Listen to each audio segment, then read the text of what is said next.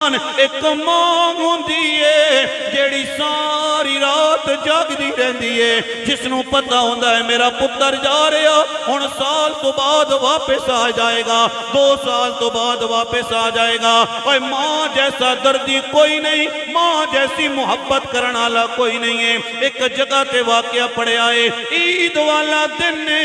ایک مائی دے 4 پتر نے تے کول موجود نے، ماں نے اپنے پتراں نو قاری صاحب کھانا پا کے دیتا ہے، عید والا دن نے تے بھائیاں نے کہا اماں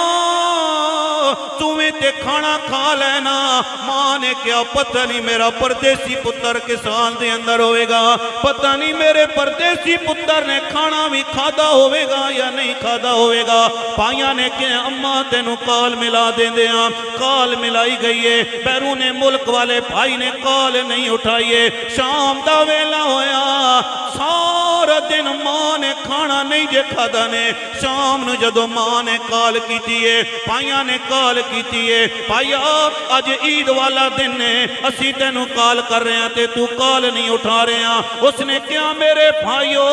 اے کوئی پاکستان تے نہیں ہے، اے کوئی اپنا دیش تے نہیں ہے، اپنا وطن تے نہیں ہے، اج عید تواڈے واسطے وے، ساڈے واسطے کوئی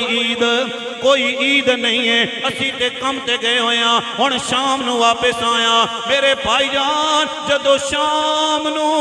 ماں دے ہاتھ وچ فون آیا ہے، ماں نے پتر نال گل کیتی ہے، پتر نے ماں نال گل کیتی ہے، ادھر پتر روندا نظر آ رہا، ادھر ماں روندی نظر آ رہی ہے۔ پتر کہندا ہے اماں